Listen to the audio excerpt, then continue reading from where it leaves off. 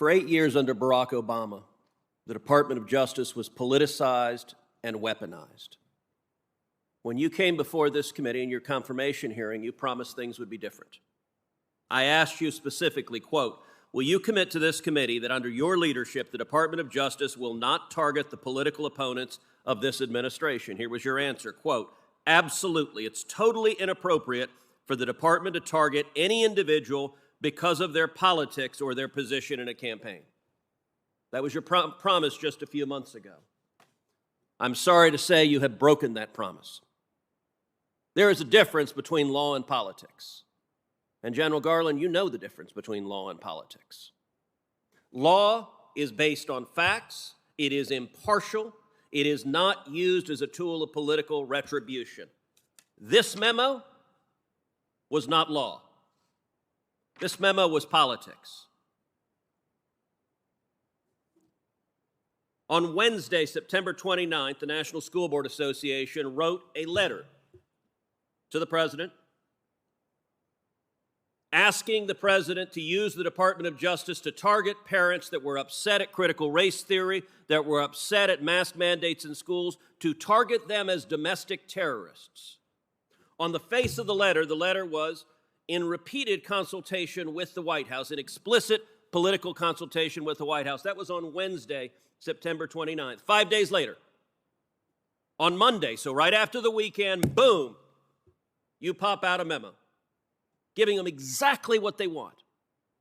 Now, by the way, I understand that. In politics, that happens all the time. An important special interest wants something. Sir, yes, sir. We're going to listen to him.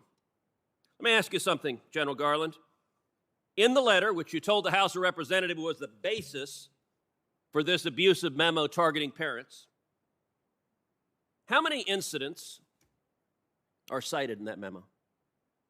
I have to look back through the memo. I can't count it. You don't know. How many of them were violent?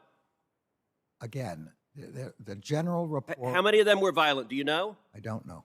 You don't know. And there's a reason you don't know.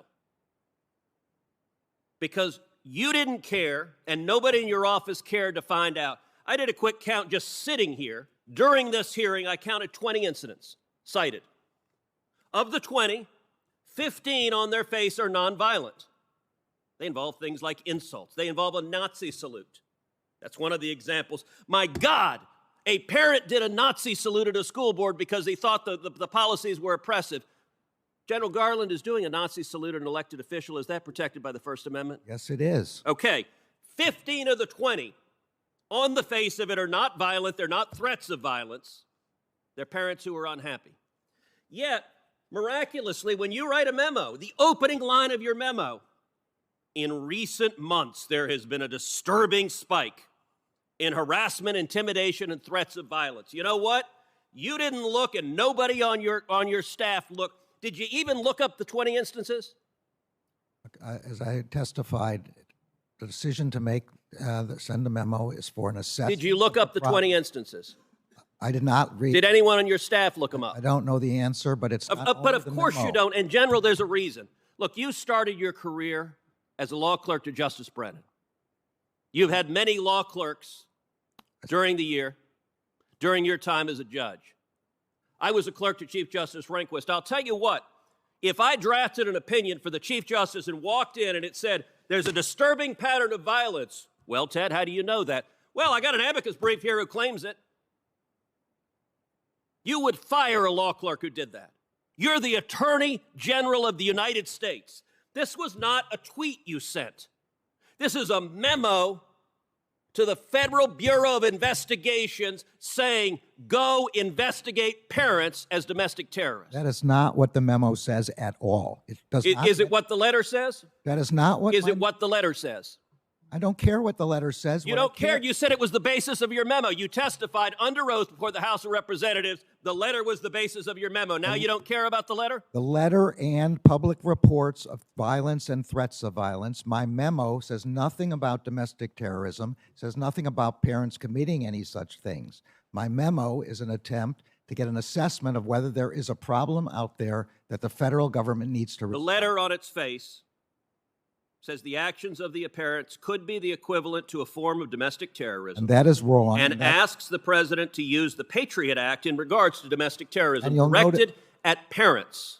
And This was the basis of your memo. my memo. The Department of Justice, when you're directing the FBI to engage in law enforcement, you're not behaving as a political operative because a political ally of the president says, hey, go attack these parents because we don't like what they're saying.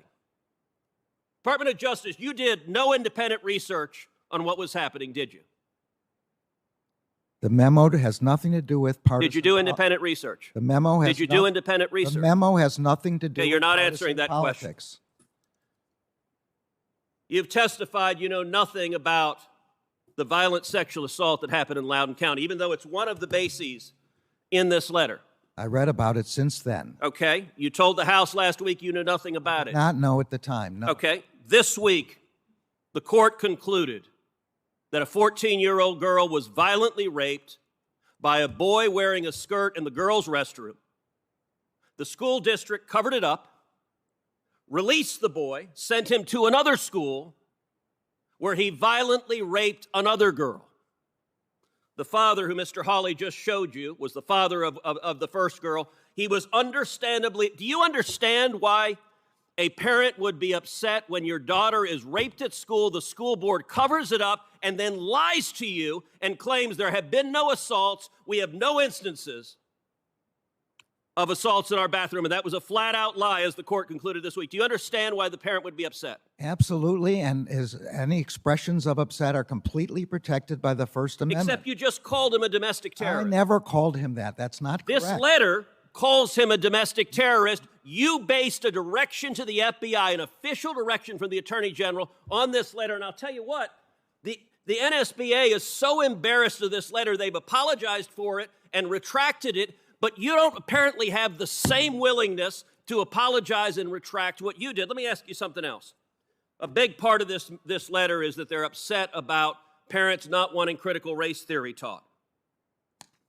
Your son-in-law makes a very substantial sum of money from a company involved in the teaching of critical race theory. Did you seek and receive a decision from an ethics advisor at the Department of Justice before you carried out an action that would have a predictable financial benefit to your son-in-law?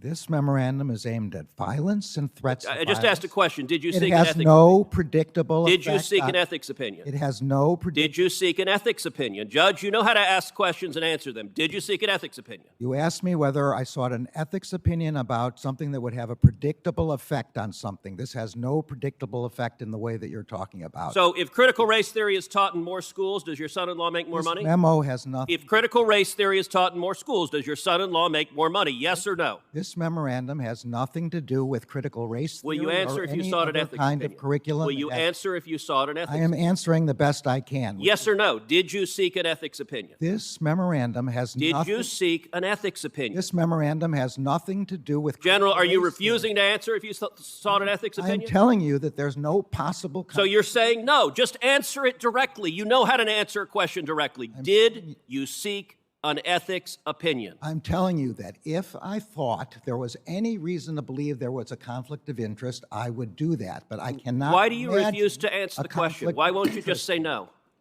I'm sorry. You're not going to answer the question? I'm sorry. Ask the question again. Did you seek an ethics opinion? I'm saying again, I would seek an ethics opinion in. So any no is the answer, where I correct? thought there was a conflict. Senator, your time is up.